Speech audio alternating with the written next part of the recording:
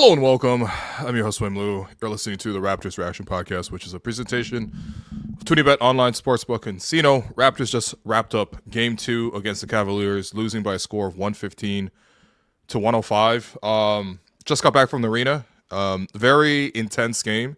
Very good game. In fact, I was actually, overall, before I say anything else, I was actually really encouraged by how the Raptors responded after Game 1. I thought they made a ton of adjustments, and we'll go through them, but I thought this was a fantastic Darko game in terms of being brave, being able to make the adjustments that this group needed to make. And I think from the players' side, I mean, obviously the coach can do whatever they want, but the players got to play harder, and my goodness did the players fight hard in this game. I have no qualms about how the Raptors played in this one. They left it all out there. Darko trimmed it basically to a 7-man rotation. And those 7 guys, well, actually 6 of those 7 guys played incredible games. So, yes, it wasn't enough to beat the Cavaliers. Yes, the Cavs ultimately did come out on top, and they led basically the entire way. But the Raptors had it till 6 in the fourth quarter. And, ultimately this is still a team without IQ going up against a better team. And you lost on the road. So, again, I'm overall encouraged. But damn, bro. The elephant in the room is we're number 3, and it's Brandon Ingram. Game 1, Brandon did a great job in the first half. Cooked his matchups, did what he needed to do. And then Cleveland adjusted. They played their version of BI defense, which is to block him from getting the ball. Refused to let him use screens. Darko realized that, turned him into a screener, and unfortunately that resulted in only one shot attempt by Brandon in the second half. Of course, everybody in the world, myself included, so I'm not taking myself out of this, but everybody in the world's talking about, hey, how come Brandon only got one shot in the second half? BI goes to the podium. He's asked by Michael Grange, how come you were so quiet in the second half? And BI goes into explanation. Coach turned me into a screener. Certain plays he wanted me to receive the ball, and it wasn't like a big, I guess strategic breakdown. But ultimately, he concludes with saying, at the end of the day, we're not going to win many games if I only take 9 shots. So then coming into the next day at practice, all the questions, and I was there, and I was asking most of the questions about this specific topic, but all the questions to Jamal Shead, the point guard, to Darko Rajakovic, the coach, to Brandon Ingram himself, were all about how can you get more involved offensively. And everybody agreed that they needed to get BI more of the ball. BI saying, I'll find my own offense. Jamal Shead saying that won't happen again. And then Darko, which I respect Darko for this, actually. He stood his ground a little bit. He defended the fact of how he used Brandon in the second half of Game 1, while also saying that, yes, we will get Brandon the ball more within the offense. And of course, every reporter in the gym managed to find the moment where Darko and BI are talking with a laptop in front of them, discussing game plans for about a minute, and then a fist bump, right? That went everywhere, including our accounts.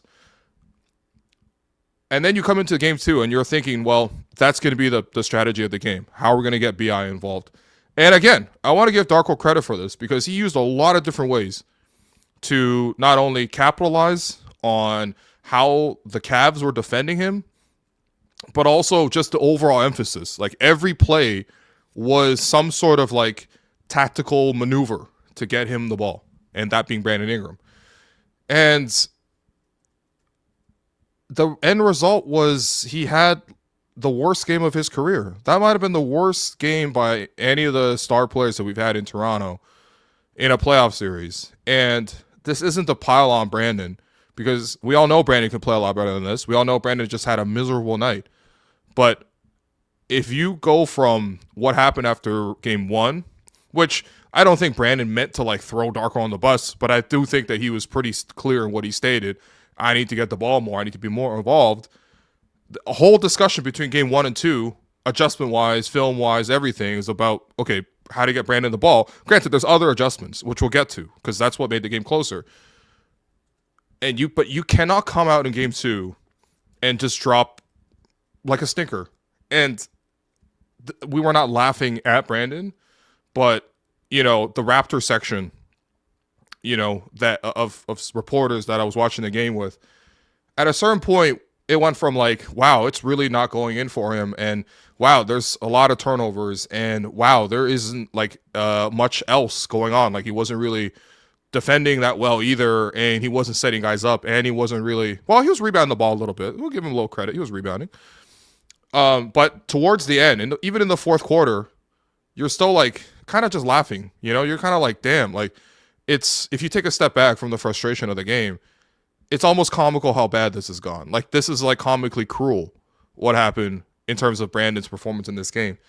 And look, I'm not to say that like we lost the game because of Brandon, right? Because I'm not trying to find all the pitchforks in the world and point them towards him, a player that has played like an all-star this season for the Raptors. But if we're just talking basketball-wise, it's genuinely, in a very darkly funny way, comical to see the discussions after game one and then the performance in game two. And I don't think there's a lack of trying from Brandon's perspective. Obviously, he's frustrated. He's human. I'm sure he's more disappointed in his own performance than anyone else. But I'll read you the stats. 7 points on 3 of 15 shooting to go along with 5 turnovers. And he was a minus 15 in 36 minutes. And this was not just like a bad stretch. It was like he never got it going at all in the game. I don't think I've actually seen anything like this. And I've seen like every playoff DeMar DeRozan game for the Raptors. I've seen the bad Kyle Lowry games for the Toronto Raptors. I'm not old enough to have seen like the playoff stinkers that Vince had occasionally back in the day. I've seen the Chris Bosh era of the Raptors every game. This one was like uniquely different in terms of how it stood out, in terms of how the struggles were, because again, like I'm telling you, Darko really did try a lot of things to get him more involved. I thought this was a really well coached game by Darko, because right out the way, they're figuring things out to get him open. He's making that little Iverson cut, basically running horizontally across the floor with a couple screens to try to get his man off of him. He is getting the ball screen from Jakob Poeltl to sort of get into his mid-range and get his defender off of him. He is getting CMB like off-ball screening to create a bit of separation for BI, and then BI screening for the ball, and then BI getting the ball, and then another ball screen. Like, it's intricate what they were doing. They were also, again, taking advantage of the fact that the Cavs weren't helping off of Brandon. So they had a nice play in the first quarter where BI set an off-ball screen for RJ going downhill, and that created the space for RJ to catch under the basket for effectively an alley-oop. It was a layup, but it was an alley-oop, and it happened because of Brandon. My point is, they tried everything to get Brandon the ball, and in Brandon's defense, he didn't even take necessarily bad shots based on what type of looks he typically lives on. He just happened to miss every one, basically. Like he hit his first shot in the third quarter. It was a contested mid-range. Then he hit a corner three, and then that was it. Like literally. And then in between, in the moments where he's like, oh man, like all this attention on me, I gotta pass it. I'm sure that's one of the adjustments too, was, okay, BI, you're gonna see a lot of attention, so when you get downhill, you gotta spray the ball out when you see multiple defenders. And BI's not even necessarily like a pass first guy, especially in Toronto's offense, but he's like, all right, cool, like I'll do that. And he's trying to set guys up, or he's trying to thread the needle with bounce passes in the middle. They were all going wrong. Like literally, I've never seen a star player play like this for Toronto. And I say that having saw the lows of Kyle, the lows of DeMar, the lows of, Chris Bosh, the lows of Pascal. Even Bubble Pascal wasn't like this, I promise. Like, because the bubble piece still had the defensive portion to go along with whatever happened. And plus, it was a global pandemic. And that's why, again, I take a step back and take a breath to say, Brandon, we're still behind you. You're still very important to this team. You're going to receive lots of blowback. That comes with the territory. But to be fair, you also gave Darko a lot of blowback with what you said after game one. So again, it comes with the territory, right? The point is not about us as the fans or the media or the general public watching the games. The point is, how can you improve for game three? Because if we take a step back, dog, if Brandon didn't play like this, the Raptors really could have pinched that game. It could be, a different tone right now. In fact, the Raptors made it a game in spite of genuinely the worst game I've seen from a star player wearing a Raptors jersey. And that's what makes me encouraged, because I don't think Brandon's going to play like this the whole series. There is no injury with him.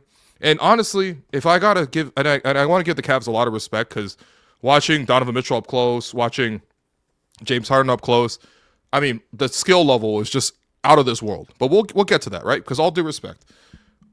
But you cannot tell me that Dean Wade top blocking Brandon Ingram with a drop coverage of Gerald Allen and Evan Mobley behind him to cover the basket, so it takes away the back cut.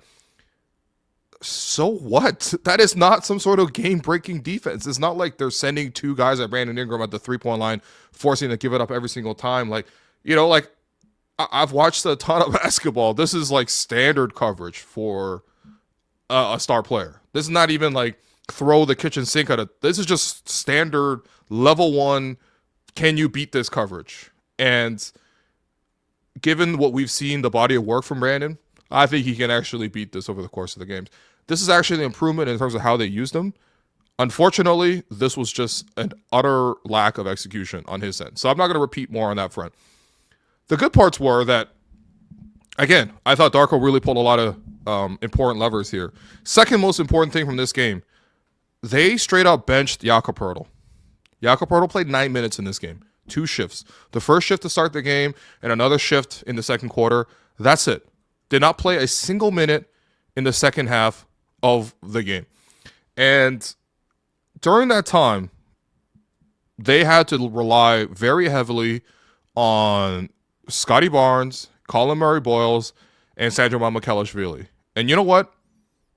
Not once did I say, man, it's time to bring Yak back in. Right? It never once did you say to yourself, like, ooh, Yak would have made a difference here. Or like, you know what? These guys look tired. Let's give Yak a little chance. Not once did he come in the game. Sandro plays 21 minutes, played way better than he did in game 1. CMB continues his strong performance in game 1, plays 26 minutes, goes for 17 points. And then Scottie gets his minutes extended to 40 minutes. And, man, say what you want, but it looked good. It looked good. It doesn't look necessarily that good in the box score in the sense of, like, it's not like the Raptors, like, thoroughly beat the Cavs in the second half or anything like that. But, again, just watching the game, that felt more like Raptor basketball. And I would say it's an indictment to Yak, but realistically, what's the point of beating a dead horse, right? Like, we've been talking about this over the course of 2 months, at least. You know, when I see Jakob come out there and he's wearing the SpongeBob Kyries, I'm serious, they're SpongeBob Kyries. I'm just like, I try to avoid eye contact at this point because I'm like, there's nothing good to be said here. When Jakob did a scrum yesterday after practice, we didn't even upload it. I honestly, I thought all the comments were just going to be shitting on Jakob. The simple fact is that he's not providing enough in this series. Whether that's on a rebounding front, whether that's on a defensive front, it gives the Cavs a very obvious target to hunt in the pick and roll. He is not giving enough offense on the other end as a roller, as a guy getting putbacks. And he can't move his feet. So, and I say this with love, but I think I grew a lot of respect for Darko today because he did the hard thing. He told Jakob, you're not playing. An entire second half, he didn't play. Starting center, in his prime, with an extension, everything like that. That is the right thing to do in the moment. And Darko did the hard thing. I respect that. I salute that. Second half, CMB started, and Yak never saw the floor. And this isn't even about Yak, because you know what? If CMB and Malmo didn't play great, then maybe Yak would have gone on the floor. But those guys played great. And honestly, on the season, if you had to really look at it, yes, Jakob has had some good games, but CMB and Mamu carried us through the year when Yak was out for half of it with the back issues. And ultimately, there were some shaky moments. Ultimately, you do miss a 7-footer sometimes because as good as CMB is, sometimes Gerald Allen at 7 foot dropping a hook shot, he just can't reach it, right? But man, that looked closer to Raptor basketball. The way they're able to space the floor, the way they're able to play, athletically, play fast, actually attack some of Cleveland's deficiencies, which we saw here tonight with how much the Raptors pressure the basketball, how they got their transition game going again. They were able to rotate. They were able to switch. And honestly, they forced Cleveland into making miracle shots. I mean, the number of miracle shots you saw from Donovan Mitchell, from James Harden, like it became a point where I couldn't get mad at the team. And I was just appreciating the great basketball in front of me, even though it hurt my team. Like, this is what I mean by great offense, okay? So we have a situation, I believe it was, I think it was the first half, but you had the Raptors rotating perfectly at every position, cutting off James Harden's drive, deflecting the ball, and ultimately James Harden takes a step back with two guys flying at him way above the three-point line against the shot clock, fading, and it's a three-point shot. All right? Or I had a play here from Donovan Mitchell where they hold on, let me find the play. 1 second. I'm not going to show you the play because I can't monetize it, but I will describe the play to you. It's Scottie Barnes guarding Donovan Mitchell. He's face guarding him, so he's not even regarding anything that happens behind him. He's following him everywhere. He's 6'9" with a 7'3" wingspan, and he's following Donovan Mitchell, a guy who's 6'2". Then when the screen comes, the Raptors are blitzing Donovan Mitchell. Okay, and what that means is when the screen comes, both Scottie and the screener's defender comes out and jumps at Donovan Mitchell. So literally two guys are jumping right at him, and Donovan Mitchell, despite that kind of coverage, is still hitting buzzer-beating threes.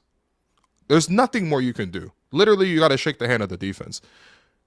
And if it wasn't for those miracle threes by James Harden and those miracle threes by Donovan Mitchell, Raptors could have won this game. I know, it feels horrible right now, but I'm telling you right now, Raptors could have won this game. It goes back to the first point about Brandon, which is you're supposed to be a game-changing cheat code talent. You're supposed to bend the defense so much that no matter what they do, you still score. And if they overplay you, you make other guys great, right? That's just basic basketball. But watching it, I was like, okay, yes, it hurts to see those, but man, Raptors playing great defense. Jacoby, Jamal, Sandro even though Sandro has his moments where, certainly allowing a Dennis Schroeder blow by with an and one, hitting him on the head is not ideal. Jamal's turnovers, not ideal. You could nitpick all these things, but that was a Raptors game in terms of how they executed, how they played. I think taking Jakob off the floor as well opened up Scottie to drive the basketball. And yeah, it's frustrating to watch Scottie sort of turn it on and off. First half, he was mostly jumpers. But, third quarter, finally going to the basket, taking it strong, playing in transition. RJ, unsung hero RJ Barrett, by the way. I got to say, no one ever sings RJ's praises. All people do is put RJ in a trade machine, talk about RJ doesn't fit because of this, show me some lineup data about this and that. And, that's fair. Honestly, it's fair. People have their theories about players. It's sports. All we do is sit around and debate it. But how could you debate what your eyes are seeing right now with what RJ Barrett's done the first two games? First game, 24 points. And second game here, 22 points in 38 minutes, 10 of 13 shooting from the floor, 9 rebounds to lead the team, attacking the basket. He's the guy who touches the paint the most for the Raptors by far on offense. And he's brave. He's not perfect, but he's brave. And in a fight, I want someone brave with me. When Jalen Tyson is tying up Scottie's hands and holding him down in the fourth quarter and then knocks Scottie over, it's RJ who walks over, runs across the court to push Tyson out the way and then pull up his team leader and bring Scottie back. And then on that ensuing foul, when Scottie goes to the basket for an and one, it's RJ who runs over, and apologies parents because I'm going to swear, but he gets into Scottie's face and he yells, "Let's fucking go." And he backs up that fight. In a fight, I want RJ Barrett. And RJ in this game, look, man, Raptors don't run 3-4 screens to get RJ open. Raptors don't. RJ never goes to the podium and says, at the end of the day, if we shoot 9 shots, we can't win that way. The whole practice is never about RJ Barrett and how he can get his offense going. You know what I'm saying about RJ is he doesn't make any excuses. He just goes out there and does it. Okay, they want you to guard Donovan Mitchell. They want you to guard James Harden. You're going to get put on highlights. Shit, that's going to happen. Equal any defender on those guys, and that'll happen. right? But I gain a lot of respect for RJ, not only since he's come from New York to Toronto, watched him play, but the genuine pride and the level of fight that he plays with, I needed that. I thought RJ was great today. I thought RJ was great in both games in Cleveland. 24 points, 22 points a night, both efficient. And again, like, circling back to the bigger picture, Raptors are down 0-2. We're going home for the game 3. But, and honestly, I hate saying this because, I critique Darko a fair amount. But I'm going to sound like Darko when I say this, man. This is a great experience for Collin Murray-Boyles. This is a fantastic experience for Jacoby Walter and Jamal Shed. Even for Mamu, right, who's young. And for RJ, and for Scottie, and for whoever else is going to be on the team long term. Really, the only bad experiences so far in Cleveland were for Jakob and for Brandon Ingram. They've been bad experiences for them. Everybody else, it's been a great experience. I'm not going to lie to you, man. Watching Collin Murray-Boyles fight in a playoff game, dude, there's plays, whatever. It's 17 points, 7 rebounds, in 26 minutes. But it's watching the circumstance of how he's doing that. At 6'7", he is getting underneath Gerald Allen, popping him out the way with his strength, and then going up to finish over a 7-footer. Like, hello, are we watching what we're seeing there? Are we watching his box outs? Are we watching the second and third and fourth jumps to tap the ball back out to a teammate? Are we watching the bravery in terms of how he's attacking and driving the ball? He's finishing over Evan Mobley and Gerald Allen. Like, dude. And he's got a bad thumb. He's got some back issues as well or something. Like, I don't know. I've seen him, like, shoot around, get, like, treatment on his back as well. Getting taped up for something, maybe a shoulder. I don't know. This guy's a warrior, man. Like, and Jacoby, the way he's playing defense, the way he's cashing threes, watching him warm up these days, I literally, okay, so the first warm up today was Grady Dick paired with, like, I think Trace Jackson-Davis, and then Jonathan Mobley and Elijah Martin. That's literally like the 4 stringers, right? And they're warming up, and they're playing shooting games where they get paired up, and it's like 1st to 10 from each spot or whatever. And they do their little like warm-ups, which is good, right? And then the rotation players start filtering. Jacoby Walter was next up, like 2.5 hours before the game. Literally, Jacoby walks on the court, starts with a corner 3, and he hits, in my count, 15 straight contested threes in a row. To start, like, he literally walked on the court, started from the left corner, hit all 10, and then went to the wing and hit 5, and then he missed one. And they were contested too. Not just like wide open 3, whatever. The closeouts are like right in his face, right there. He's not blocking the shot because assistant coaches are supposed to block the guy's shot, but he's closing out as hard as he can. 15 straight threes for Jacoby Walter. That's how locked in he is. And watching him play, even Jamal, like, Jamal's not perfect. Like, we know Jamal's not a starting point guard, right? 38 minutes tonight, he has 3 points, 1 of 5 shooting, has a bunch of turnovers, 5 fouls. You're like, Will, what are we talking about? Dude, watching Jamal and his fight and his intensity and his willingness to, scrap, he's on the right path. Look, we all know what Jamal's going to be in this league. Out of all the young guys, he's the guy I know for certain what he's going to be. He's going to be a Jose Alvarado. He's going to be a TJ McConnell, an energy backup point guard. You can win with those types. You can. Now, it's always a matter of what can you do offensively with these guys, and also how can you limit mistakes. But the way he defended, the way he pushed the ball, the way he, attacked the situations, that flying closeout in the corner, I don't know how the hell he blocked that corner 3. First off, he's shorter than me. And second of all, he's coming from the top of the floor and he rotates the corner, he blocks the 3. And then he wins the rebound. Then he goes up the floor and he turns the ball over, which is not great. But sometimes I watch the turnovers and I'm like, that's because this guy's going like a million miles a minute, And I don't want to slow a guy down like that. In fact, I want him as the point guard to inject that level of life into the team.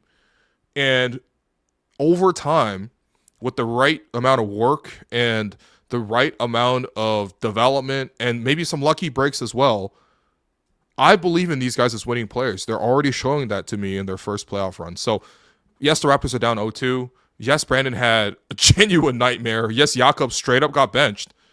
But I actually really liked what happened here tonight. So, fortunate that the Raptors lost for a second game. But I actually really like this one. So I want to take a quick break, and then when we come back, we're going to bring in co-host Alex Wong and get his thoughts on the game and take your listener questions. This segment is brought to you by Table Fare and Social. Get your pregame bites and after-work drinks at Table. It's a great location, right across the street from the arena and just steps away from Union Station and the Metrolinx bus terminal. Will, you know I love my wedge salad, but there's plenty of options at Table. What should we have next? Oh, we can have salad for days, my friend. Oh, you're talking about salad days? You know I love salad days, man. They got a different salad for every day of the week. You can never get tired of the options there. Oh yeah, I heard about this place. This was your go-to lunch spot forever. You always said the lettuce was so crispy. Man, it's so crispy and fresh, and now this can be your go-to meal before Raptors games. I like that. Grab a pregame salad at Table Fare and Social right across from the arena. Okay, we're back. Co-host Alex Wong. How you doing, Dougie? Yo, what's going on, man? T.O. Did you hear Drake put out an ice sculpture downtown today? And when it melts, you can find out the release date for Iceman. I saw a tweet that said Drake's moving like Batman, or he's moving like Joker, because how did he blow something up at the airport and now drop a bunch of ice cubes in downtown? Like, where's the Batman coming to save Toronto? Also, I think Doug Ford is selling his $28 million private jet. Other than that, not much in Toronto. Should politicians have $28 million private jets? This guy's not even the prime minister. He's the premier, bro. I went to school with his daughter. You know that? Oh, what? I legit went to public school with his daughter. Yeah, in Hilltop Middle School. I'm serious. Damn, you could have married into the Ford family. Like this is a disgusting human. This is a sliding door. This is a sliding garage door, man. Actually, the real issue was I believe she was in French immersion, and us and Gen Pop really did not fuck with French immersion. So we fought every day at practice. Oh, there was like practice, a big divide. at recess. Sorry. Yeah. Yeah, this is like East Side, West Side, Baltimore type situation. It's like a It was a wealth disparity. Let's say it was a class divide. Yeah. Hey, speaking of Brandon Ingram, can I read you some numbers? Oh man. From so I was just looking up, kind of number one options in the playoffs so far. Okay. Guys played over the weekend. Ant had 22. Yep. Jokic 25. Jamal Murray 30. Jalen Johnson 23. CJ McCollum 26. No, hold on. CJ McCollum 26 is hurting my heart, dog. Hey, what do you mean? Cat 25, 36. Yeah. Jalen Brunson 28, Tyrese Maxey 21, Tatum 25, Jaylen Brown 26, Devin Booker 23, Shea 25, J. Will non-Asian 122, Paolo Banchero 23, Cade 39, Wemby 35, Danny Avdia 30. We legit, do we have the worst number one option in the playoffs? Well, so far, absolutely. I don't even think there's an argument. Because, I think the hard part is in between games, he also... he didn't mean to throw Darko under the bus, but nevertheless, a bus drove by and Darko have to get clipped. Listen, when your number one option scores... How many points did he score in game one? 7. 7. And then tonight, first game, 15. 15, and then 7 tonight on like, what, 2 of... What did he shoot? 3 of 15. 3 of 15. Yeah, John 3:15, bro. That's a collective failure. That's a collective failure. Like, that's a failure on Brandon. That's a failure on Darko. Yo, someone said it's 420. Allow him. Yo, okay, all right. Rude. No, but that's a collective failure, right? Like, you're supposed to build towards the playoffs, so you know what kind of team you are, so you know what kind of offense you can run, and I don't care about any of the regular season stats. It's like you watch these 2 games, and it's a team that's clearly not ready to play at this level. And I think we've had... Yes, we know that, dog. Yes. But what's the point of fixating on that, though? But why not? Everyone knows that. No, but what do you mean? I'm not trying to fixate on the young guys being good. That's like the Timberwolves being like, yo, Ayu Dosunmu and Bones Highland are holding up in the playoffs. I don't care. Okay. It's good. Okay. It's good that the young guys are holding up. I like that. That's good. But that's what this is about now. Now we're back to learning. Now we're back to rebuilding. You know what? this trip to Cleveland has legit turned me into Darko Rajakovic. Okay. No, I listen. I get it. Like, it's like those are the silver linings. Like I am impressed by Jacoby and CMB. Yeah. I'm not saying this is a moral victory. I'm just saying that at a certain point, I watched James Harden and Donovan Mitchell hit freaking miracle shots. And then I watched Brandon Ingram unable to shake Dean Wade. Like, Dean Wade's got to be like feeling great about himself, because I don't think Dean Wade's ever been like, bro, they're watching game tape of me and how to counter me.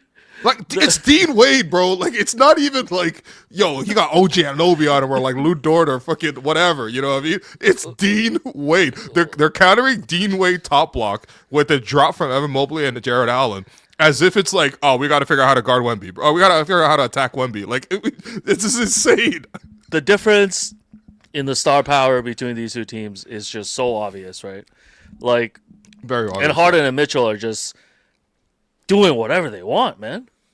Well, like, they're doing whatever they want. Like, I don't think we've really provided a lot of resistance. And to me, it's just like, playoffs are about star power. Playoffs about playing championship level defense. All of this stuff. And, like, the Raptors don't have those ingredients on this roster. And it is what it is. They don't have enough. It is what it is. No. I think that's the part that's hard, is, like, I agree with you in the sense of, like, it's like going to a restaurant and be like, yo, the appetizer and the dessert, like, those things were good, but the main was ass, bro. Yeah.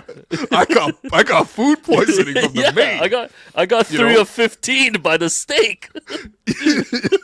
You're like, damn, I don't care that the iced tea was good, The game is not about iced tea, but I hear you. Yeah. I think that's the frustrating part, right? It's like I think we were holding out hope that the Raptors could show us a little bit more. A little bit more in the playoffs, and again, I'm come here to say, they still got two more at least. Hey, 2 more at least. Speaking of 2 more, yeah. You can come watch the third one of these games with us live in Toronto. How about that as a promo? All right.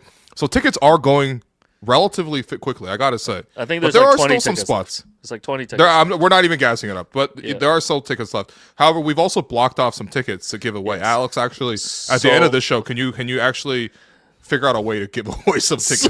Just put that in your mind. This is Thursday at Chef's Hall on Richmond Street. We're going to be having a watch party, myself and Will, along with Danny Green of Inside the Green Room and Harrison Sanford. So come join us. If you want to get tickets, go to our Instagram page, Hello Welcome Pod, and go to the link in our bio. Actually, easier. We'll drop the link in the description of this podcast. So after this show is done, you'll find the link in there. Jerome, can you also drop the link into the live chat, please? And hopefully people feature it there. Oh, it's already in there. Great. Awesome. Woo! But yes, please get some tickets. Honestly, look, at the worst case scenario, you come commiserate with us. It comes with 2 drink tickets as well. In fact, I was made aware that we've been had some pretty incredible prizes. Oh yeah. So we got tickets. We have tickets to give away to Game 4. Yes. Which will happen. So Game 4 is guaranteed. You could come watch with us at Game 3, and then you can watch in the arena for Game 4. How about that? Yeah, that's right. I believe we're also giving away a couple pairs of sneakers.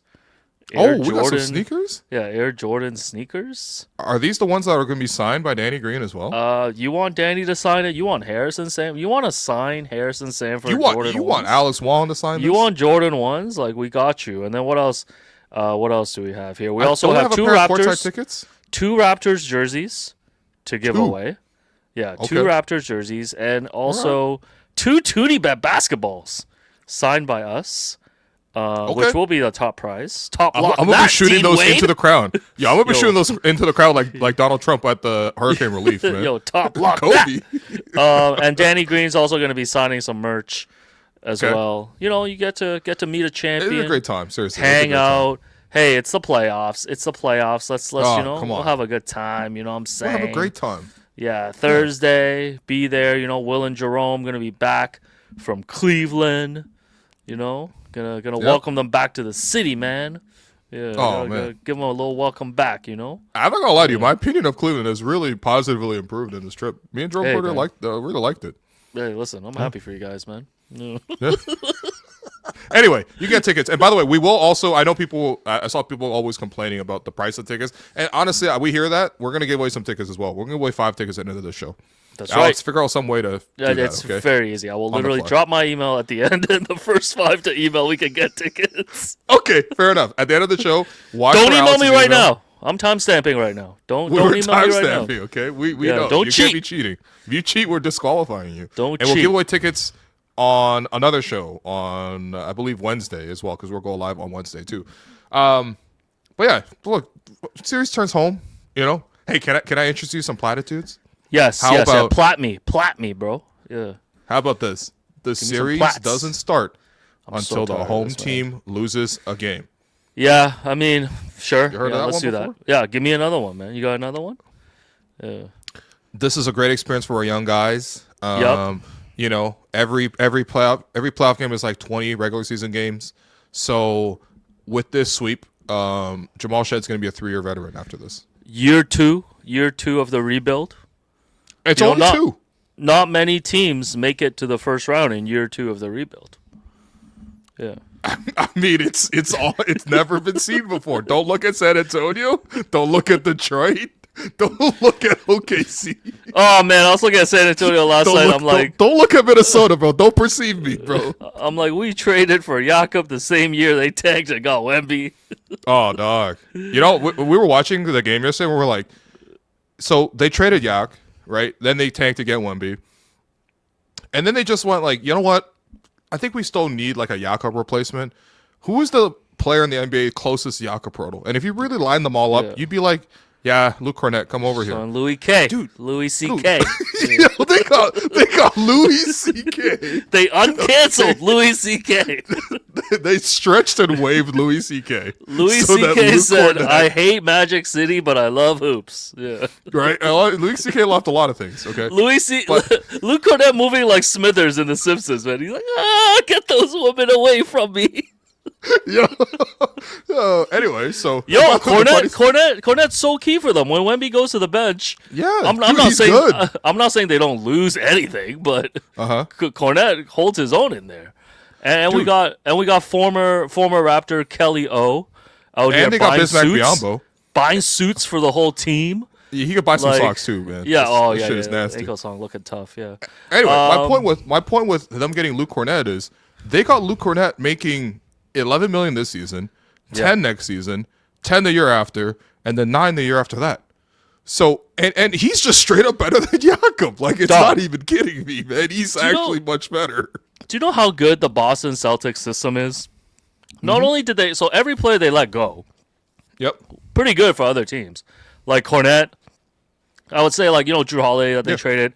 Like, even Porzingis was doing Porzingis with the Warriors. Porzingis and Horford. Horford at 50 fucking years old. Is Porzingis and Horford won them a play-in game. Meanwhile, the 100%. Celtics got rid of all this and are still the number 2 seed in the East. Like, god damn, man. What a system they have there. And meanwhile, I like CMB. I like Jacoby. But yeah, all right, let's roll. 2027, baby. Also, Yak with the big contract, he couldn't have bought the team suits. Like, You know I know what? Kelly We're making putting- like $10 million a year or something. Like, Yo, we're putting a ban on Yak. We're putting a ban on Yak. No Yak talk. Just because like it's too sad. Yeah, it's too sad. no, He's it's just- genuinely too. He's sad. physically not capable, and it's just like just got to try again next year. Yeah. I am happy that Darko actually pulled a move and said, you know what, you're not playing. That might have been the most playoff D. I think we actually saw playoff D tonight. It wasn't enough to win the game, but playoff D showed up. And also, bet I love Darko's go-to move, by the way, of running onto the court all angry, like how dare you? It's my favorite thing about Darko, man. I can never. He never looks like he's actually mad though. Like, don't you feel like he? No, I honestly feel like he's just like doing the head coach thing where he's like, "Yo, I got to stick up for my team. I'm gonna be mad and stuff." I don't know. No, but I don't know. it's great because like Darko's such a short king, Yeah. And he like balls his fists up, and then his face turns red, and his like veins start popping out. His little secret laminated paper is like almost falling out of his back pocket. Yeah, he's always like got a piece of paper with him, like he's about to pull it out, hit the referee with the playbook. He's like, "Bam! Here you go, man. You want? You want to counter these top blocks? Bam! You know? Yo, man, I can't, man. If I hear top block again, man, I can't believe we're getting top blocked by Dean Wade, and our star player scores 7 points, man. Well, it's funny because Google. You talking about Dean Wade? Google gifted us these pixels recently. Oh, what we doing? And I was wondering. I was in bed last night getting ready for game 2. Okay. And I was like, man, like it seems like every playoff series that we play, like like a big villain emerges. Like the Raptors have had a long history of a villain, so I wanted. Why don't you ask Jem for the list of villains, and then let's see what potential villains might come of this series. Hey Gemini, what are some relevant Raptors playoff villains? Here are the biggest villains in Raptors playoff history. LeBron James, the LeBronto era. LeBron isn't just a villain in Toronto. For a 3-year stretch, he was an insurmountable, terrifying final boss. Paul Pierce, the ultimate troll. Raptors fans still haven't forgiven him. Joel Embiid, the modern antagonist. During the 2019 playoffs, his infamous airplane celebration, while blowing out the Raptors in Game 3, drew massive ire from the Toronto fan base. Though Kawhi Leonard's Game 7 buzzer beater reducing Embiid to tears was the ultimate revenge. Honorable mentions. Vince Carter. While time has healed this wound, and Carter's legacy in Toronto is now celebrated, his jersey up. Vince Carter was a bitter pill for fans who were still reeling from his ugly exit from the franchise. I think you're one of those fans, bro. During the bubble playoffs in 2020, Smart's relentless flopping, defensive peskiness, and his relentless 7-game series made him the player Raptors fans love to hate. Yo, Gemini knows ball, bro. He's relentless flopping. It was relentless. He would never relent on flopping. I like the Marcus Smart mention because wasn't Smart the one who got that key block on Norm at the end of Game 7? Yeah, in transition, yeah. Yeah, so I think he makes it kind of into the villain territory. Yeah, but come on. LeBron, LeBron obviously at the top. Like I think Pierce is a close second. Like he did a lot of damage. Oh, are you kidding me, man? In the 2 years after that, it falls off. I'm sorry, Embiid. Like, we got you. We got you in your best chance to win the championship in 2019. Technically, Embiid got us back, but then he did nothing the rest of the way. Bro, we got him. And then the rest is kind of just like dressing. So to me, I think in this series, honestly, as crazy as it sounds like Dean Wade might make it into the dressings category. Because you know Harden and Mitchell, like they're not really taunting the fans. Like they're just out there playing their game. Mm-hmm. Even Dean Wade is not really taunting fans, but it's like, we're gonna remember Dean Wade if BI keeps putting up single digits. Yeah, and it's just gonna terrify us. Yeah. You want to know the difference between the 2026 Raptors and the 2016 Raptors? 2026 Raptors are getting shut down by Dean Wade, and 2016 Raptors were losing to LeBron. Yeah. No, that's it right there, man. But hey. We got some bench guys developing. Yeah, so Yo, this is a great experience, man. Yo, listen, Jacoby gets me on the court with Dean Wade. Like, he's going to remember this for a lifetime. By the way, we have some quotes from after the game. Quoties. So let's get to some post-game quotes. What do we got? What's Michael Grange got for us, man? Come on, Grange, step up. Michael Grange, quote, Brandon is a very important player for us, and the ball did not go in tonight. Sorry. Hold on. Sorry, so matter of fact. We need him to continue being aggressive and shooting. I got absolute support for him. Darko Rajakovic says on Brandon Ingram, who was 3 of 15 for a playoff game, playoff low, 7 points. Okay. Next question. Quote, to be honest, they were problem. They're a problem? What? They were problem? Sorry, I'm very confused by the transcription here. Sorry, Grange. But you did the hard work. We're just here commenting and profiting off your work. But anyway, the quote is, to be honest, they're a problem. We have to look at film and fix that. RJ Barrett on Harden and Mitchell, who combined for 58 points on 22 of 37 shooting. I'm sorry, these two tweets back to back are just taking me out, man. Look at film at this point for what, man? Like, there's no stopping those two guys. But I do agree with what you said earlier about RJ. I know people like not gonna care about this, I guess, because the Raptors are gonna fall short, and because RJ is not a perfect player. But I love that RJ cares. I love that RJ pours his heart out in there, and like I've seen that from RJ from the minute that he's come here, and this is outside of stats. Him being maybe a liability on defense at times, etc., etc. Like he plays hard out there, like he wears his heart on his sleeve. And I wish to go down fighting with more of those guys, with that attitude. RJ is like the Boromir of our Lord of the Rings journey, and he's an imperfect man. He probably gets killed, but he serves the ultimate purpose, and I respect the hell out of Boromir. He's a man of Gondor. In this case, he's a man of Mississauga. Mississauga is Gondor in this situation. Ain't no ring involved in this chase, though. Yo, come on, dog. We get to the end, and this guy's like, "Hey, Mary Pippin, Jacoby, and CMB, good job." And then we just turn around and drive home from Cleveland. Honestly, Jacoby. Okay, clearly Jamal and Jacoby are like the Mary and Pippin combo. Okay, like, sure. Jamal is Pippin. Jacoby's Mary, like the slightly more serious one. CMB is like, I don't even know who he is. Maybe he's Sam and he's helping like Frodo. Also, I hope CMB gets better, because it looks like every time CMB gets fouled in the post, it looks like he needs to have rotator cuff surgery. I'm worried about him. No, man. I mean, do you see that foul by Hard at the basket? He like grabbed his thumb and like pulled him to the ground. I was like, damn, dog. For like, one does not simply walk into Rocket Mortgage Arena. Oh my god. Yo, one does not simply solve a top block by Dean Wade. Yo, that's insane. Man. Every Raptor fan, regardless of whether they like basketball tactics or not, is gonna be intimately familiar with what the fuck a top block is, man. This is incredible. By the way, I did got some emails from people that went to Jurassic Park. Oh, okay. From Game 1. And if you guys want to send in your experiences from Jurassic Park from tonight, hit me up, info@stevenlebron.com. Maybe have a little prize for you. This unnamed person said, I went on the Raptors app, which stopped working, and it was a frustrating experience, but I finally got tickets. They had your boy Herbie out there intermittently calling the game. Yo! But he kept talking about the TFC game after halftime, which was weird because the Raptors were still on. And it rained the entire time. Some people had ponchos. I couldn't figure out where to get them. Happy to answer any more questions about my Jurassic Park experience.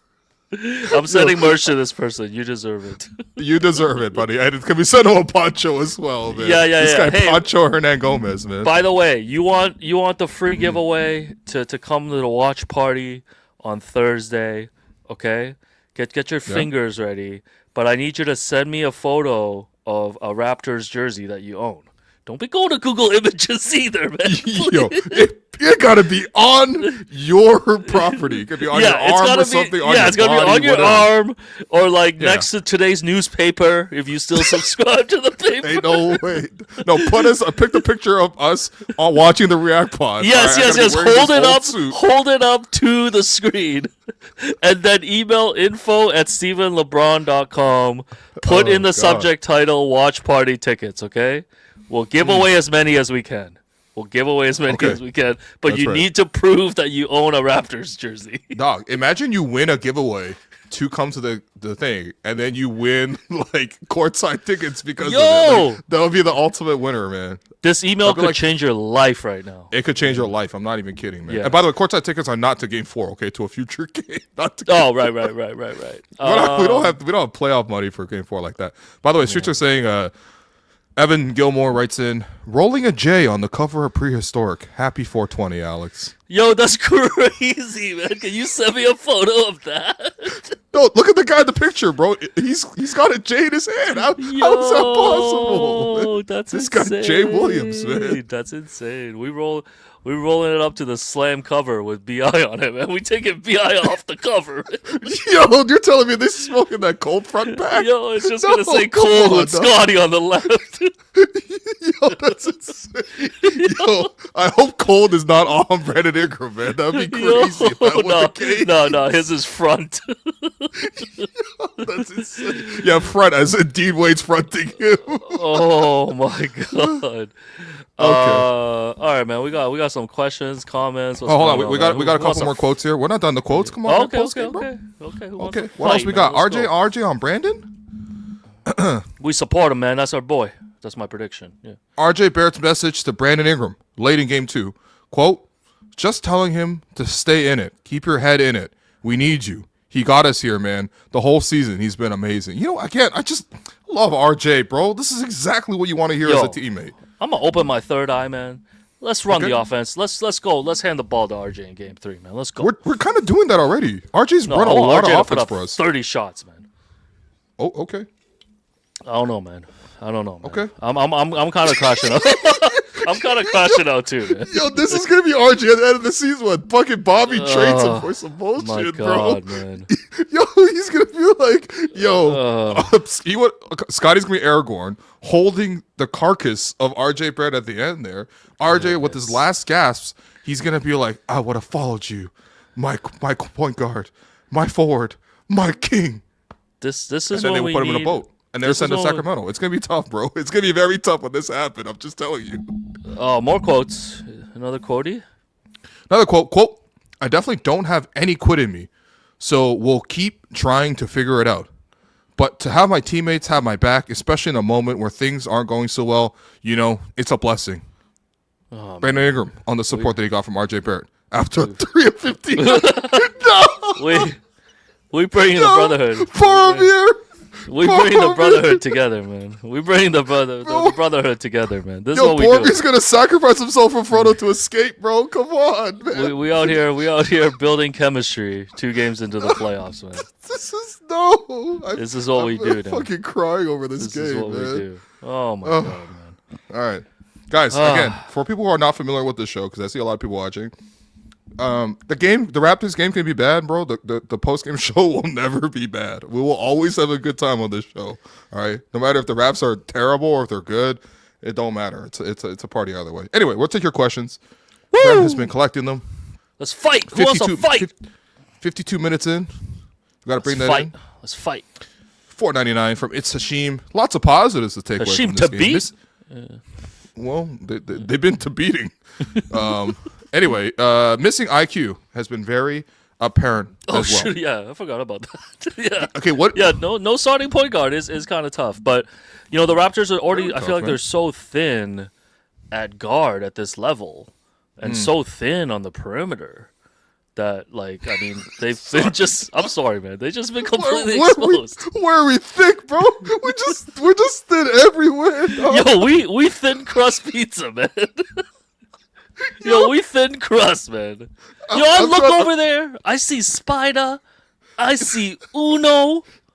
Yo, you know, I'm like, bro, Mobley's been sick too. I gotta say, I was gonna I'm say, a Mobley fan after the series. Did Mobley even miss I need to come back with the 4 jersey. Yo, man. I swear, did Mobley even miss a shot tonight? Okay, Mobley 11 was awesome, man. No, he was incredible. You eating crow, man? I want you to go order some crow on the way home tomorrow. On the I-85 or where the hell you coming back from? I think we'll just hit one on the way and they'll just pick it up or something. No, you need to eat crow, man. But yeah, no, of course the Raptors miss IQ, but like, do you think a healthy IQ would have made that much of a difference in this series? Or do you think we're sitting here being like, oh my God, IQ is getting cooked?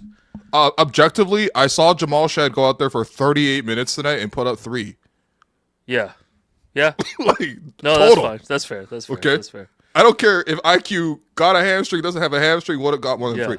My thing with IQ is, so he was asked about this and he's like, look, you know, you can't say like it's linked or whatever. Maybe not. Who knows if the hamstring's connected to like the foot, like the plantar fascia, you know, whatever that he's suffering. And again, we respected IQ so much because you remember like 2 weeks ago, like IQ coming back, playing those 2 games against Miami. That basically secured the top 6 for Toronto with those 2 wins over Miami, and how he played banged up to get through those. Why did we play IQ in game 82 against the Brooklyn Nets, which is when he hurt his hamstring? Hey, we needed that dub, no? Okay, you're right. But can I ask you who played? If you can name me 4 players that played in that game for the Brooklyn Nets, I will give you. I don't even know, bro. I will give you a back massage or something, bro. I'll give you whatever you want. First of all, I can get my own massages. Okay, I will comp you a back massage. I will buy you a back massage to a person of choice. Ben Sarif. Ben Sarif. Okay, Ben Sarif, I'll give you one. There we go. Chat, don't tell him. Don't tell him. Honestly, man, I'm drawing dead. I watched that game too, man. I watched that game too. I know you watched that game. No, I'm drawing dead. Maybe one more Brooklyn Nets. I honestly one can't. More net. Like if you held my family hostage right now, you just have to go ahead. Like I can't. Yo, listen. I legit can't. I legit can't. Owen needs this. Owen needs this. No, I can't. I legit can't, man. Owen, I love you, bro, but like I can't, man. This homie's asking me to name a Brooklyn net from game 82. Owen, anyway, you know I love you, but I can't, man. Anyway, my point is, there was no need to play IQ for that one.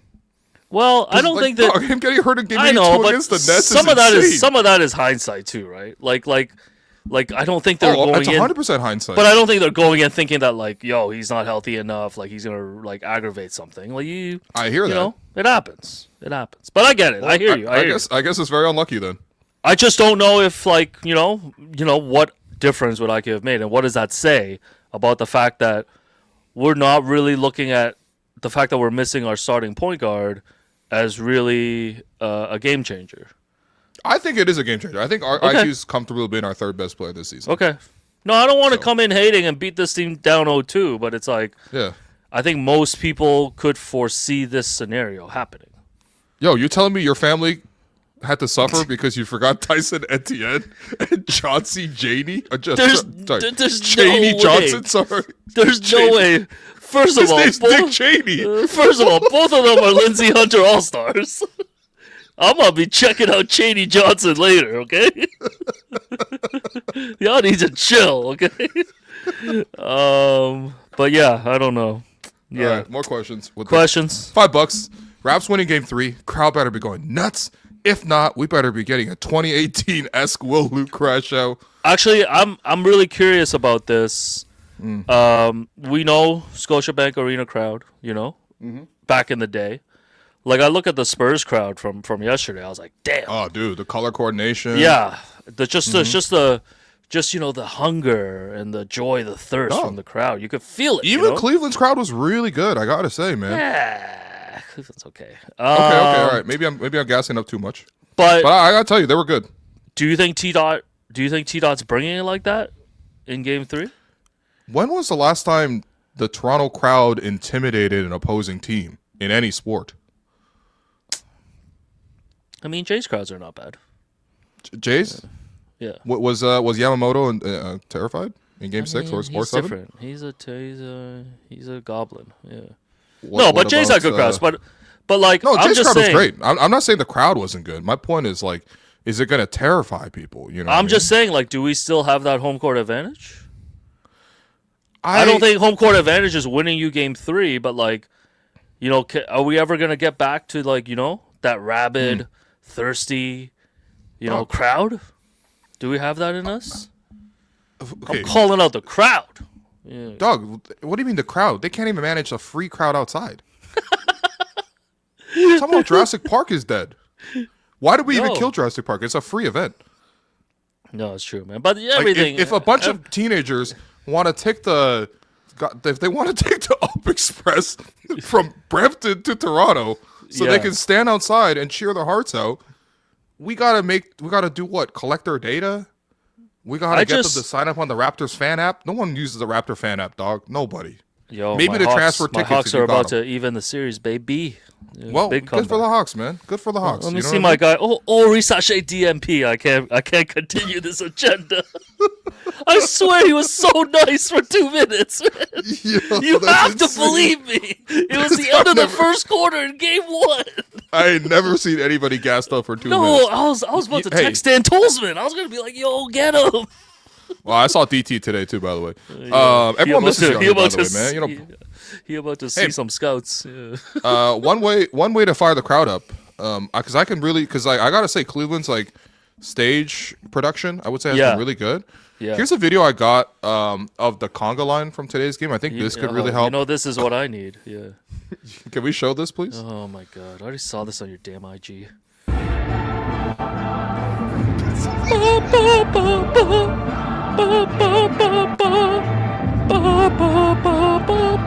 Clap, clap.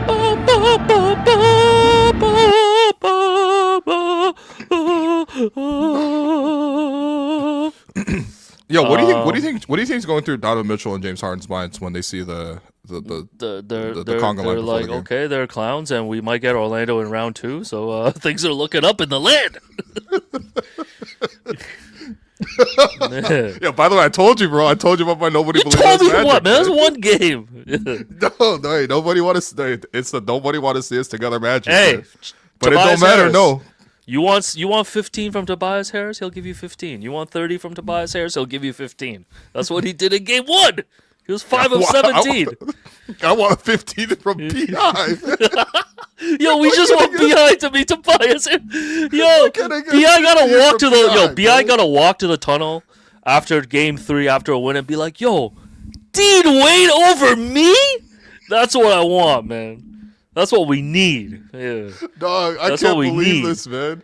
Yo, what do you think is gonna happen first? The Iceman display completely melts, or the Raptors season is over first? Which one do you think? So Raptors season could be These over by cannot be Sunday. the plots of living in Toronto, man. But do you think these the are ice? these are terrible life. Do you think life that events. amount of ice can melt by Sunday? Yeah. So what's going on? So he's gonna drop Iceman, but why does he have these like dive? Also, why did he blow up the airport? Like, hold on, the ice is one thing, but why did he could do a like? Can you explain that as a Toronto resident? I I've been actually in Cleveland can't. recently. I actually can't. But Like the people living at Downsview were like, "Holy shit, we're under attack!" And then it's just Drake. Of all Oh things, my it's God. Drake. You're like, "Yo, Drake's dropping an album." Oh, okay, so that means he dropped a bomb. Like, why? boom, boom, boom. All right, what else? What else is in the mailbag? Let's fight. Who wants to fight? Let's go. $5. Yak, Yeah, let's IQ, 279 million. Always gonna be sitting on our bench. I mean, at least with IQ, he's just hurt. Hey, at least it ain't our money. Yeah. Technically, Trying honestly, to be positive. there's a reason You why know what? I'm your going to be Rogers bill's positive going for the up, rest man. of the episode. Hey, See? that ain't your This- money. You get to sit at home and just chirp just like us, man. Let's go, baby. Yo, it's free, just like Jurassic What do you Park. think? got two- What do you think they have to got- attach? You think they got to attach like what? One first rounder to get rid of Jakob? You think one's enough? One. Yeah. Nah, dog. One's not gonna get done. But what if? Okay, what One? if Yak? Hey, can I interest you? And I ain't Okay. gonna lie, I've asked Jem this. Okay. Jem was saying maybe a little Jakob Miles Turner. Maybe we could do a little framework around that. Oh, my problem for your problem trade. Yeah. So What would you- why are the Milwaukee Bucks trading for Jakob Poeltl again? Well, we'd have to sweeten it with maybe. We have to sweeten it to get Miles Turner. Nah. You're not looking for that? No sweetener. No. Yeah, Mr. no Webster, I don't feel so good. Mr. Webster, you're not invited to Asian Heritage Dinner no more. Jersey photos are coming in. Okay, this one's on a pretty clean bed. I'll accept it. That Okay, someone That's else. not a- Okay. yeah Someone also sent us $2. I don't know what the question was. I think it was just play Trey Saxon Davis. yeah. Yo, this must be Dale Davis, man. Dale Davis must have sent in these $2, bro. Guys, if you want the tickets, you got to attach a jersey. All right. Some of you didn't. $2. Again. Brandon had more turnovers and field goals. Yo, I love that people putting money behind like hating comments is great. Kind of great. Trade Brandon Ingram. Gotta go RJ. RJ better. Honestly, it's kind of incredible if, like, after all this, RJ is just like, you know what? This is my city. Hey, man. Like, that'd be incredible, man. Hey, listen. Yo. Again, I know how this ends for Boromir, so it's okay. Who's Faramir in the situation? I guess that'd be AJ Lawson, like his brother, that sticks with the team. No, you know we and bring Mary's out a baddie at the end. You know we bring out a thin crust blame pie at the end of this series. Yeah. Oh, I thought you were gonna do a blame pie for this game. Let's get Jerome to make a blame pie. It's No. We about 100% Brandon would be insane. Oh my god. It's like a flaw. It's just the same all throughout, man. Cold front. $5. Bi, who you've loved all year, didn't forget to play. He's easy to defend when Scottie's not playing offense, and Cavs can ignore Portal, Shed, and CMB. Yeah, I know. I have loved Bi all season. I bought a Bi jersey, man. You did buy a Bi jersey. He had a terrible game. It happens, you know. It happens, you know. He's and I still love series. the player. Yeah. $5. He's still been 2 games, bro. Come on, you know if Bi doesn't. We playing in kindergarten right now. These two don't count. If Bi doesn't solve Dean Wade, dog. If Bi doesn't solve Dean Wade top block by the end of this series, I'm throwing that jersey out. I don't care. Like I trust Bi. Okay, that's why I did that. Okay. All right. Someone said, "Okay, Will Lujakovic is insane." Can you put Jakovic on the end of any name and make it sound good? Because no, Wong Jakovic is okay. Alex Chill Wong out. Jakovic. Wong Jakovic. Okay, that's insane. Yeah. Oh, is it more insane than Wanj, which you always kind of do anyway? I gotta bust out Toonie thoughts to save this or what, man? Sorry, we got $5. Can you put the previous comment on there? Sorry, no. I gotta get $5. We gotta at least read the comment. If we lose game 3, start diving at knees. Let's get dirty. What are we doing? That is what Chrissy would do, by the way. You see this comment here? Why does everybody turn into Ty Domi when the Raptors start losing? It's like, we gotta start punching people. No, man, just shake their hands. Fight, man. Shake their hands and move on, man. Like, they're the better team. Really? Yes. What do you mean, really? You don't want Elijah Martin flying in from the top rope? And like clotheslining like James Harden. I was rooting for AJ Lawson to come in and light it up today, man. I don't know why. When he checked in, I was like, yo, man, here it is. Here it comes. Hey, and, AJ Lawson did what he did in 905, which was a fast break 2-on-1, and he didn't pass the ball and got himself fouled. Okay, that is what they teach you with the 905. I guarantee. Damn it, man. $5 here. Darko mentioned each playoff game is worth 20 games. How much do you think we will learn from 40 straight losses? What kind of math? Darko math is that, man? It's like a Dragon Ball hyperbaric chamber, man. We send in Goku and AJ Lawson in there for 3 days, but it's really 30. Oh man, yo, you guys don't understand. That's a great comment, though. You don't understand. It's 10:50 p.m. I've just missed out on like an incredible game apparently between Atlanta and New York. Yeah. And I'm sitting in an Airbnb in Cleveland, and off to my left are Jerome and Lindsay listening on headphones and just smiling at this whole situation. Okay, just want people to know what's happening. Heard you got a new blazer. You look good, bro. Yeah. I'm wearing it right now. What do you mean? No, I know. Oh, okay. No, I heard though, man. Yeah. Smells like Cleveland. Yeah. Smells like O2. Yeah. Yo, as in the famous words of Denzel Washington, bro, I'm leaving here with something, man. Yo, you know what? You know how you famously lit up the cigar, after the Raptors won the title? Yeah. Am I gonna light up the Brandon Ingram jersey? No. I want cigar Lou if the Raps win 1 game in this series. What? I will do. How about a cigarette? How about a cigarello? I can't help you. I want cigar Lou if we win game 3. Yeah. Just me and Daddy's puffing cigars outside of Chef's Hall. Yo, Daddy, ToonieBet right now is plus 800 to show up with a faux hawk. Remember, he just randomly got a faux hawk for the parade. You know what? Make sure we write that down. We have to get the answer of how did, in between the time the Raptors won the championship and when the Raptors had their parade, at what point did Danny Green say, "I need to have a faux hawk"? Yeah, was it Joshua Diamante? Yeah, who was the barber? Whose idea was it? And when he looked in the mirror, when did he attach the sunglasses on it as well? It's just an incredible all-time fit, man. So yeah. All right, let's take like 5 more questions. 5 more. Series is not over yet, but Bobby has lots of work to do. Hey, we're gonna have plenty of episodes devoted to that. I'm sure. Yeah. You know, you know what? The way this series is going is gonna really test my friendship with Bobby and my loyalty to the Raptors. I'll just say that much. They're at a crossroads. Breaking. Gonna have Joseph Cacharo joining us on Wednesday. Yeah. Oh, okay. Yeah. Nice. Yeah. That's huge. Yeah. Can we do Short King discourse with Oh hell with yeah, Cacharo? bro. Yeah. Oh yeah. Because we need the Short Kings to fight back. I'm gonna tell him to prep all Short King first team, like just people. Yeah. Just all Short Kings. Yeah. Who's on your all time Short Kings? So you got Cash at the 1. Yeah. Probably Keyshawn at the 2. Ron Jeremy? No. Wait, Ron Jeremy's a Short King? Oh, he's so short. Yeah. I guess no one really looked at his height.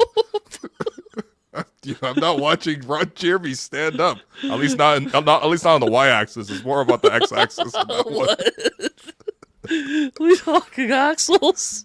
Oh, yeah. Did you say Kirk? Oh, yeah. Alejandro Kirk. Not the other one. No, I can't think of a lot of Short Kings, man. Yo, they Kirkified your Short King. Muggsy Yo, Bogues. Napoleon, bro. Napoleon, all-time Short King. But he was a bad guy, no? Was he a bad guy? Yeah.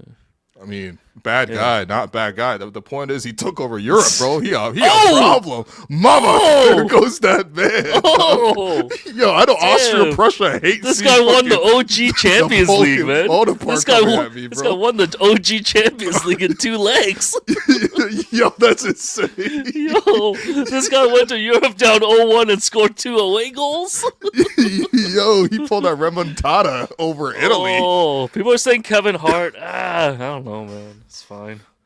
Yeah. All right, man. What's the question? All right, next one. The game plan was too obvious. Based on all the media coverage, the talk was all BI and needing to get him more involved for game 2. Pretty easy to scheme for the Cavs to cover him when it's known.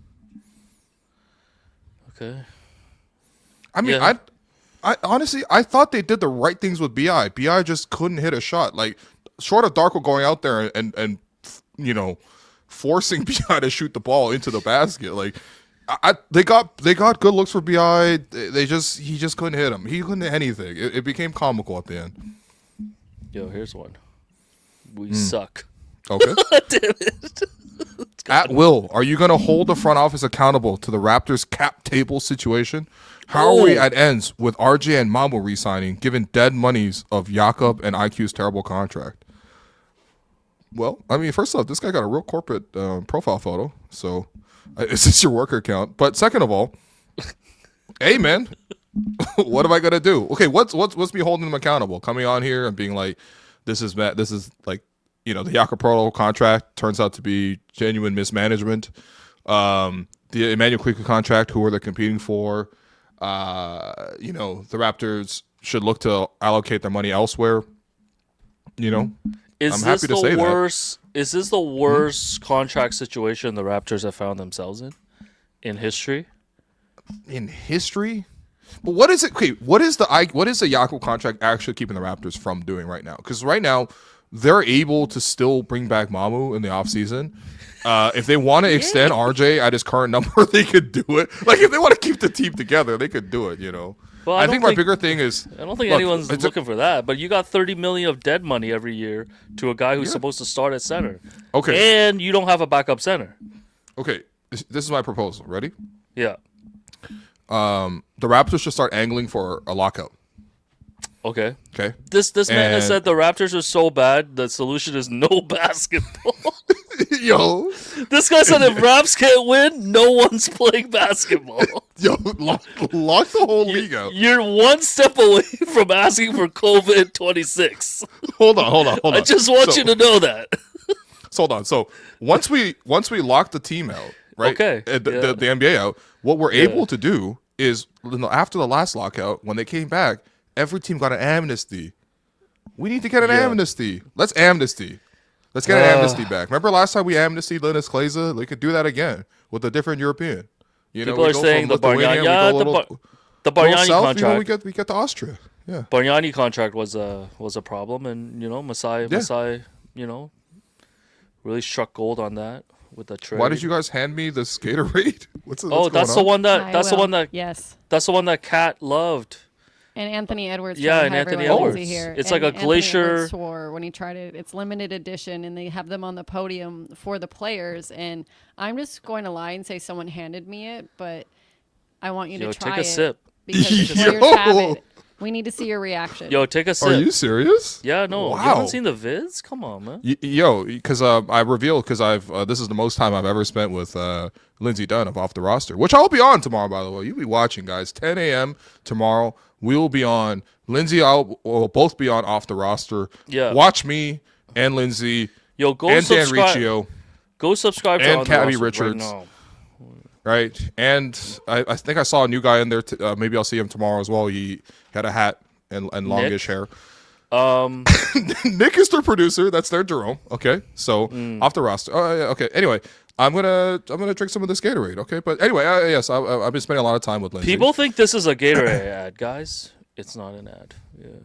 Oh, go to the Nation Network YouTube. Go to Nation Network YouTube page. We'll tweet it or out. just look up Off the Roster. Okay, let's get this taste test. To be clear, my point is, I've been spending a lot of time with Lindsey, and vice versa. She's been learning a lot about me.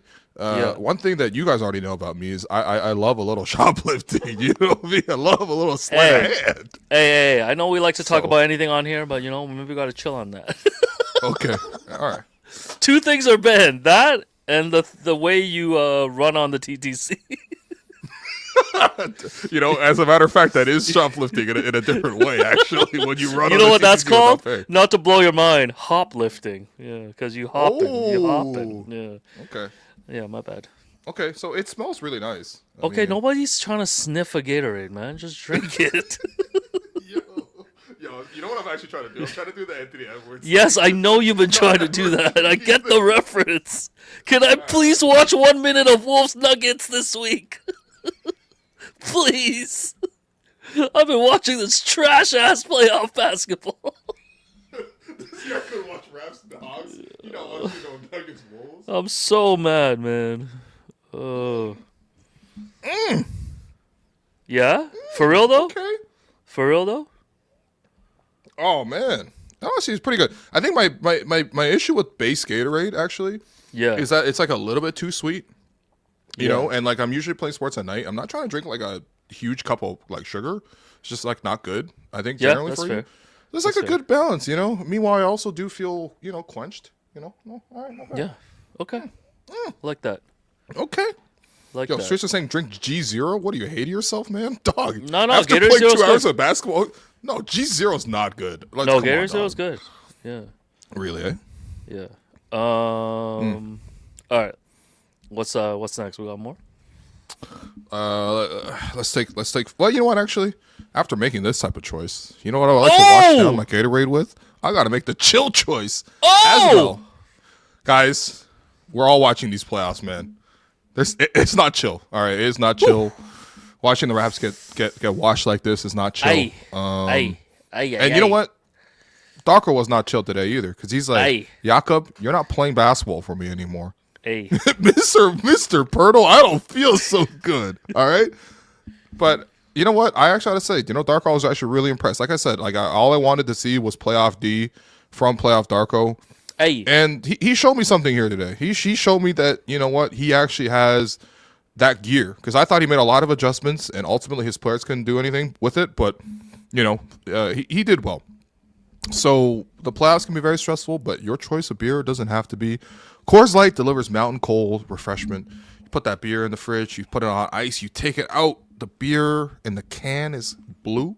Man, that tells you it's cold and refreshing, just like the Rockies themselves. So when the playoffs heat up, why not make that chill choice by grabbing a crisp, refreshing Coors Light? Find Coors Light near you. Visit CoorsLightShop.ca. Celebrate responsibly, and you must be of legal drinking age. And quite frankly, if you can't find Coors Light near you without CoorsLightShop.ca, I can't help you, really, because it is truly ubiquitous. I'm going to make the chill choice too. And, depending on capacity, anyone who's emailed for tickets, you each get a pair of tickets. Whoa. I believe, yeah, I believe it's cool. Yo, We've bring closed a friend. Yeah, bring a friend, man. Bring a friend, man. Game 3, watch Bring a party. Come friend. see. Yo, this is my mom's birthday. Yo, I was missing my mom's birthday for this. Oh man, Sally Yo. or what? Yo, that's insane, dog. You think my mom's Sally? So I guess Katie? Chinese women don't take the last names of the men. Jane? You know? Jane. What? Jane. That's right. Jane. What's her last name though? Lou. No, man. Oh, Bro, she didn't you know take this. the name? That's not what Chinese women do. They don't take the name of the husband, bro. We don't own them. They still belong to their family, man. Jane. That's a Western Sue! thing, bro. You go on. Yo, Jay Sue. Sue! Yo, Jay Sue. That's my brother Josh. What up, Josh? Yo, these spots are so good, man. Holy shit. Yo, someone said I look like God of Gamblers. Yo, thank you, bro. Thank you. Oh man, no, you don't. This is like when people started calling you tall, and I'm like, What do you mean? I am tall. I'm objectively tall. You're not tall. You're What not do you tall. mean? Wait. Remember when Amari Stoudemire's nickname was Stat? Stand Yeah. tall. What was it? Was it Stand tall? Stand tall at attention, man. Is it? I think so. I think so, actually. Call Now that me I'm thinking about it. Stat. Okay, hold on. Hey, Gemini, what was Amari Stoudemire's nickname and what did it stand for? Why is this Safari Stoudemire? Okay. Oh, okay. Dead air. So it says Amari Stoudemire's nickname was STAT, which stood for Standing Tall and Talented. Oh, okay. I like that. Yo, I you like can't. that. Your nickname can't be I'm talented. No, It's I like don't the mind talented Mr. Ripley or something. You I can't be don't- the talented Mr. Stoudemire, dog. That's crazy to me. overrated nickname. Sean Marion, The Matrix. Man, it doesn't even mean anything. What do you mean? Well, Actually, how did explain. he get the Matrix nickname? Oh, I don't know, because he's like out of this world. He does all this weird like shit. He bends everywhere. Hey, Gemini, how did Sean Marion's nickname, The Matrix, come to be? What? So apparently Kenny Smith coined the nickname Kenny during gave the it to him. 1999 NBA preseason. He was struck by Marion's freakish athleticism and ability to stay in the air, remarking that he moved like characters in the movie The Matrix. Well, that's not really what The Matrix is about. The Matrix isn't about Neo being athletic, but okay. Well, I feel like the nickname feel kind of like he- just stuck, but I Really? don't know. Yeah. I thought he like stopped a bullet or something. He's like, yo, don't shoot me. Someone said they're wearing a Damari Carroll jersey to the watch party. Let's go. Yo, I'm gonna sign that DeMar Carroll jersey, man. I don't think he wants that signed. Yeah. Don't Okay. devalue people's property, man. That's like, Okay. yo, man, it's like egging someone's house, man. Honestly, Yo. if there is somebody's jersey that should be egged, it would be DeMar Carroll's Raptors jersey. That's crazy. I'm gonna wear Just my kidding. DeMar Carroll's Matt cool, man. Thomas. Anyways, we got any more questions here, or what's going on? Mahmoud did great. Yes, sir. Imagine the Magic knock out the Pistons. Hey, Pistons got that little Raptors-itis from 10 years ago. Yeah. hey, nobody want to see us together, bro. Reverse sweep incoming. I mean, if Big Lou's not confident, no one is. Yeah. Jamal was a +1 in 38 minutes. We can't afford to bench him. Jamal scoring 3 points in 38 minutes as a +1 with 5 fouls and 3 turnovers is kind of incredible, actually. Hey, like Jakob almost was one of the top almost guys in impossible plus to do. minus in game 1, man. Okay, Krim, I'm going to get you to pause on comments for just a second because I'm going to request something from Will. Will, can you get a pose going for me right now? If you can just like lean kind of what you're doing, but lean a little more to your right. Okay. Yeah. And then you're a little to that side and kind of just like a little bit of this kind of go out. Oh, Something here like comes that. here comes the god of gamblers. Poster. Yo, shouts to, who is this? Is this Chung Young Fat? Yeah, first of all, it's because not butcher that man's name. Sorry, I don't speak Cantonese, bro. What is This guy called him a what chung is chung Chung hot Young dog, man. This guy's like, is that chung chung? Yo, I'm sorry, bro, but I don't speak Cantonese, bro. Yo, What- shut up. I'm like, why is this? I'm actually angry. Yo, where in Chinese is the word fat, bro? What the Yo, you're an asshole, bro. Yo, we don't say You fat hurt me. Mandarin, bro. No, you we say finally Tong or hurt me, bro. something, bro. You finally hurt me, bro. What do you mean? This guy called him chung chung fat, man. Yo, who is this? That ain't right. That Yo, ain't I'm right. sorry, man. Number one, you don't. Number one, you don't look like him. Will lose races. You know what? I might be, man. Number one, you got me. Damn, I'm coming in. Number one, you don't look like him. Number two, you're not tall. Number three, Raps are getting swept. I've been trying to hold off from saying that. Oh God! Well, did you say Cavs in 5? So it's not that far off, man. I said Cavs in 6 publicly, but Cavs in 5. Guys, by the way, it's Chow Yun Fat. Yes. And I tried to type it in the group chat or in the live chat to show you, Will, so you could read. But this is what they returned back. Oh you rejected your comment. Usually means you think you're spam. Try change the Chung Young Fan. Yo. You know it's bad when your Chinese name is considered a hate crime on YouTube, man. Yo, this is incredible, dog. That's crazy. Last episode, we had fucking Doc Rivers look alike. Now we got this. Streets are saying stop Asian hate. Yo, I gotta stop myself. Yo, you know what? You know what? I looked at that Doc Rivers look-alike afterwards, and you were 100% right. Oh, thank you. That. You gotta call a spade a spade. You were 100% right. I saw it. Yo. Yeah. Oh, all right, eye test is crazy. All right. Anyway, any more cues? Let's fight. All right, let's wrap up the questions, guys, because hard boiled was a problem. Exactly, bro. Yeah, this guy asked me last week if I watched. I just watched that recently with my brother. Yo, Chung was great in that one, man. Yeah, nobody calls him Chung, man. Yo, I swear to fucking God. Yo, Chung and Lung? Chung and Lung were sick. Yo, you coming through Rainbow Bridge or the other bridge, man? I'm fucking waiting for you at the border tomorrow. Come to duty free, man.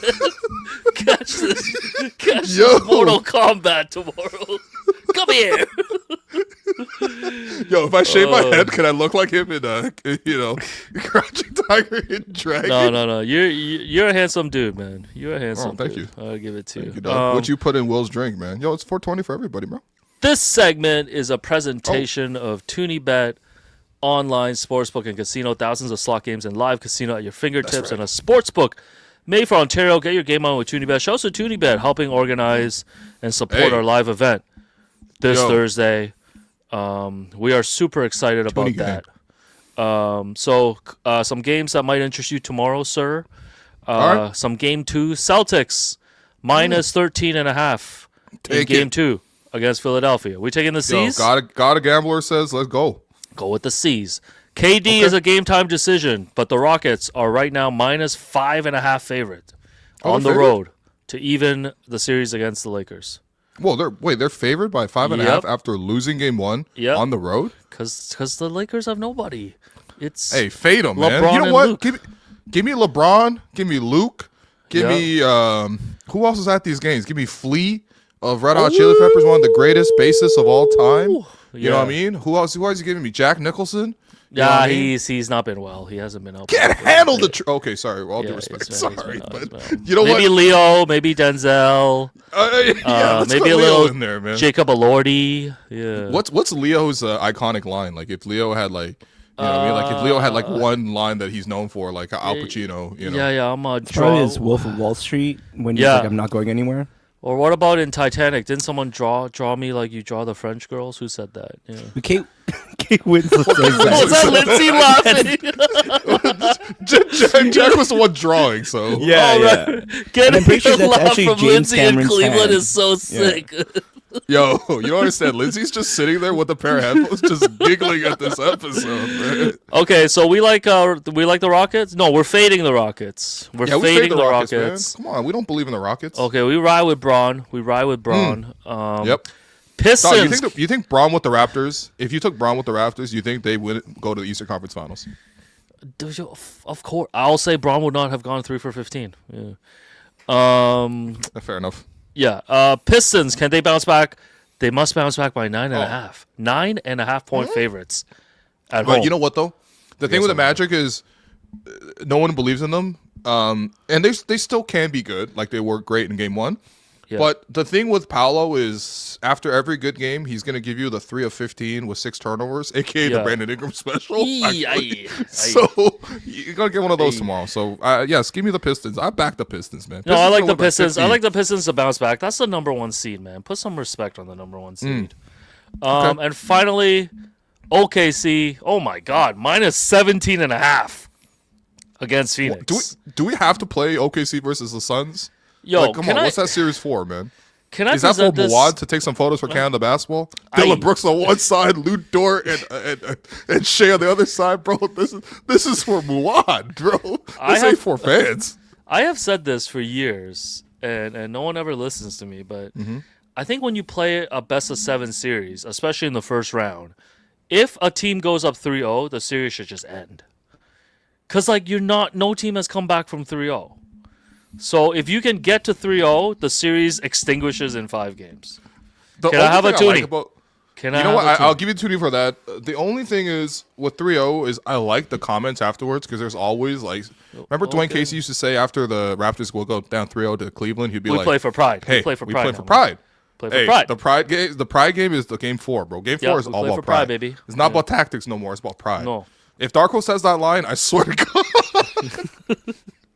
Gotta throw out that PR book, man. This guy's gonna be like, yo, lots of positives, man. We have AJ Lawson, we have Elijah Mitchell, Elijah Martin. yo, bro, whoa there. Yo, this is what the slam cover looks like now. It's just cold. The magazine's just it's not even slam no more. It's just AM, man. Come on, no, Brandon. We believe in you, Brandon. Brandon, come back next game. Okay, I know we built the last parlay off Brandon overs. Okay, let's build a parlay off Brandon overs, bro. Delete that video. Make sure you hit up ToonieBet.ca for all your sports betting needs. ToonieBet is licensed and regulated by the AGCO and iGaming. Ontario 19+, Ontario only. Please play responsibly. We'll be back at you. Tomorrow is a road trip day. Stop trying to wrap the pod, bro. We got 3 stars. We have 3 stars again? This is my show, bro. We have 3 stars? We have 3 stars? 3 stars? From Raptors. Yo, that's insane. You know what? Eating chunk chunks will make you fat, okay? Just take that as a name of advice, okay? All right, so 3 stars from tonight's game. Gonna give CMB the first star. Love CMB. Yep. 17 and 7. I'm gonna give RJ the second star. 10 of 13 from the field. 38 points. Unfortunately, there's a lot of RJ guarding Evan Mobley now. Dog, it's all with the RJ guarding Donovan Mitchell or RJ guarding James Harden. Now you got to guard Evan Mobley. It's almost like we don't have enough defenders. Yeah. It's not enough defenders. And then we'll give Scottie the third star. I thought Scottie actually had good moments. It took a little while to get to that point where he was mostly relying on jumpers. So then he was like really driving in and attacking. And maybe you want to argue it's too little too late, but I actually really admire when Scottie gets to that mode. It's just like, how can we get that not in a quarter? How do we get that over the game? And that's been a conversation with Scottie since his rookie season, but we're still having it. Ultimately, he had that quarter, had 26 points and 11 of 19 shooting tonight. 5 rebounds, 4 rebounds, 5 assists, and 2 steals. A block. A Gerald Henderson award for who randomly torched us. I'm not gonna lie to you, man. It wasn't really anybody except for Evan Mobley. Like, if it wasn't for Evan Mobley going 11 or 13, like, dog, I've been walking around Cleveland, like, and Lindsay and Jerome have been with me this whole time. I've been trying to slander Evan Mobley all the time, making all these videos, like stupid videos where I take, because you see him on like posters, you see him at like bobbleheads around the city, and you're just like, oh, who is this guy? Who is this guy? Dog, I know who this is, man. Evan Mobley's been killing, bro. And if you're a Cavalier fan, you must be celebrating the hell out of that, because Raptor fans have been annoying as hell about the Scottie thing, and that's fair. Obviously we got the Rookie of the Year, brother. Evan got the first. He got the second team All NBA, got the Defensive Player of the Year, and now he's winning this matchup. Fair play, Evan Mobley. You're doing great, and honestly, he surprised me with how well he scored offensively here. So let's take all this money that we get donated on YouTube and buy you an Evan Mobley jersey. Yeah. You know what? If the Raptors lose this series, I will go on. Don't say that, because they are going to lose this series. What are you going to do? I think I kind of just low-key want to have a Mobley jersey now, man. This is like me saying, if the Raptors lose this series, I'm going to get a purple faux hawk just because I want to. No, honestly, Evan Mobley, you have my respect. The way he's attacking, the way he's defending, a really good complimentary role player. Like a very excellent role player. Okay, like top-of-the-line role player. Hey, let's put some fun into it. If the Raps can force a Game 7, I'll walk to Cleveland. Yeah, for Game 7. Yeah. How about that? Dog. What are you, man? What are you, dog? What's going on, man? You're not walking nowhere, dog. You're not walking nowhere, bro. Okay, tomorrow's a road trip day. Travel day. Yeah, that's right. For the big No podcast content here. tomorrow. Hey, you guys don't need content tomorrow. This episode got you held over for days. Yeah, weeks. and then Wednesday, surprise, Joe Cash gonna come break down this series. Lunch. With us or with you. And then Thursday, do not forget, watch party. Watch party. Party. Come live. Come on hang out. When's the game? 8:00? Game is at 8. I believe the doors open at the event at 5:30. 5:30. Whoa, we're gonna be there all day. We're gonna do some live chatting, live pod pregame at 7. I believe we are 7 to 7:30, and then Danny and Harrison gonna do something from 7:30 to 8. Okay. And then we will tip off, and then watch the game. And then we'll do a rap pod. Yes, that's right. Well, Danny will be joining Will on the post game. Yeah. You think we can get Danny to our level of chaos? No way. Yeah. You don't want to banter with Danny? What are me and Danny gonna talk about, man? Getting top blocked? Like, come on, no. What do you want me to do, man? Give Danny my Toonie thoughts? Yes, I would love that. It's like, hey Danny, shorts without pockets. Why? Yeah. Where are you gonna put your stuff, man? No, but I put on a pair of shorts yesterday. There's no pockets. I was like, why? Where you put your phone, bro? No, but that's what I'm saying. No, it fell. I went to put it in invisible. It just fell. That was insane. I was like, why? Yeah. This guy's like, well, where did it go? Oh, hey, Danny. Yo, John Hamm. Is John Hamm the new Shaq? John Hamm's in every commercial. John Hamm does. John Hamm is, does John Hamm does DoorDash. John Hamm does gambling. Like, he's everywhere. I mean, we do those things too. What do you mean? Am I the new John Hamm? I got a jacket from the 60s, and I'm selling you for various products, John Hamm, the new Shaq. Everybody just think about it. Yeah. No. JR says put the phone in your correct boxers. some things over here. Doors open at 6:00. Doors open at 6. Hey, come at 6. Don't line up for this shit. Come at 6. Food service at 6:15. The live show 6:15 food begins at 7, and then live show 7. And then I think the game starts at 8, and it'll be resume food service and everything. Game at 8, yeah, and then back on food. And then Raptors will be right there at 9:30, man. Oh, hold on. We're going to hand out tickets for this? What do you want people to do? How can people win these 5 pairs of tickets? It's done. We don't need code word. They've emailed me. Email me info@stephenlebron.com with proof that you own a Raptors jersey. And put Chow Young Fat in the headline. Do not. I don't want to wake up to Chow Young Fat emails. How many tickets legit do we have left? Like 20, 30? I'm not even kidding. We have like 25 tickets. So okay. So they're all accounted for. They're all accounted for. All right. Well, that's it. Everybody, I hope you guys enjoyed. I look forward to coming back to Toronto. And City misses you, man. Baby. City misses you, man. There's like 5 people in the city. No, I've been walking around Chinatown, man. They're like, yo, where Lou at? Yo, that's insane. The love I got in the city. Nah, it's great. I look forward to coming back home. But Al, you've been great on the Rag Pod as always. Thanks for bringing up the vibes. I think the first 26 minutes was just me being like, let's basketball fight. stuff. Let's fight about RJ. And then it took it to another level, man. You're like a great 6th man. You know that?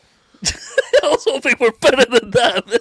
Oh, okay, sorry. Yo, man, what kind of Darko I'll never call you out, I'll call you up is that, man? No, you're like Manu Ginobili, bro. When we bring you off the bench, I thought you were going to call me Mamu. Okay. I'll take Manu. No. Yeah.